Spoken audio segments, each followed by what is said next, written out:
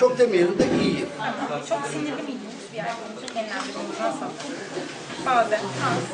Sinir olmaz mı kızım? Oluyor. Sinirli oluyor ama Ama bu şey değil mi? Sizin kendi bu şeyler değil. hastalık Tabii. da çalışıyor ya bazen. Ona Evet. bağlı. Değil. Normal diyelim buna.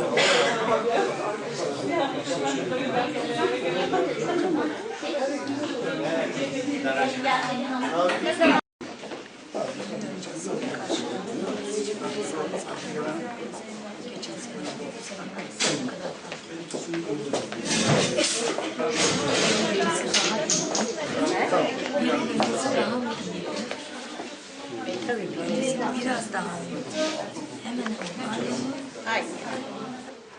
Bronşlarda tıkanıklığa neden oluyor, daralmaya neden oluyor ve bu nedenle sizin hayatınızı etkileyen bir hastalık.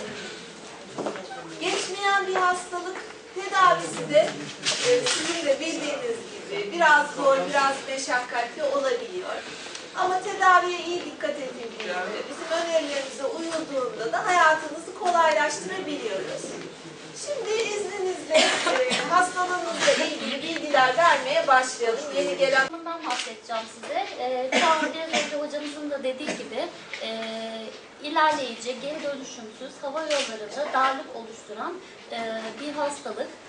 Bu hastalığın iki çeşidi var. Bir kronik bronşit, bir diğer çeşidi de amfizem. Bu darlık genelde kişilerde ilerleyicidir ve de akciğerde bulunan iltihap ile yakın ilişkilidir. Burada iki çeşit koah tipi var demiştim. Bunu görmekteyiz.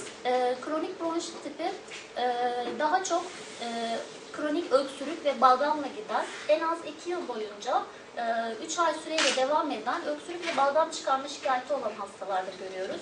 Amfizem tipi ise öksürük balgam şikayeti uygun bir şekilde tedavi edilmemekte, hastanın yaygınlığı ve özellikleri tam olarak bilinmektedir.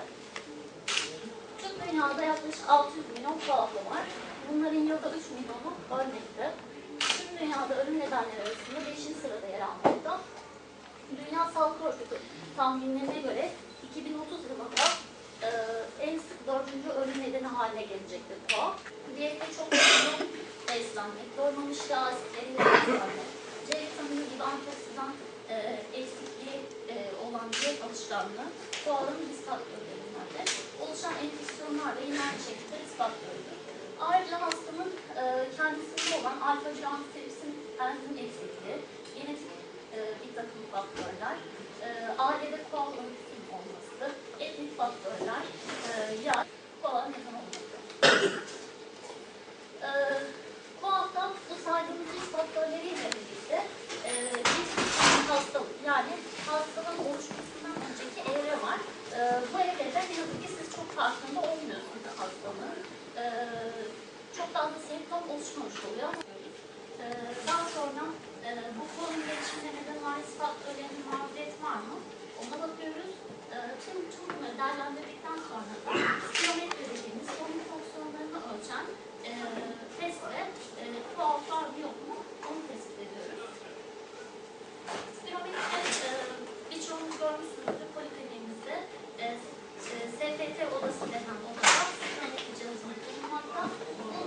Bu cihazda bu hava yollarındaki darlığı. Bazı gelenler de var zaten burada. Pulmoner rehabilitasyon uygulanması. Uzun süreli oksijen tedavisi, yine bazı hastalar sizde belki yoktur ama uzun süreli evde oksijen tedavisi alan hastalarımız var. Bunlar da ilaç dışı tedaviler arasındalar. Yine solunum makinesi testi ve özel olarak seçilmiş grupta kullanılan cerrahi tedaviler, ilaç dışı tedavilere girmekte. Koah gelişiminin en belirgin sebebi sigara içimidir. Bu nedenle koah tedavisinde ilk ve en önemli adım sigaranın bırakılmasıdır.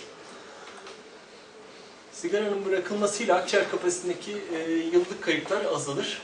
Koah'ta sigaranın bırakılması dışında hiçbir tedavi akciğer kapasitesindeki hızlı yıllık azalmayı ve hastalığın doğal seyrini önleyemez.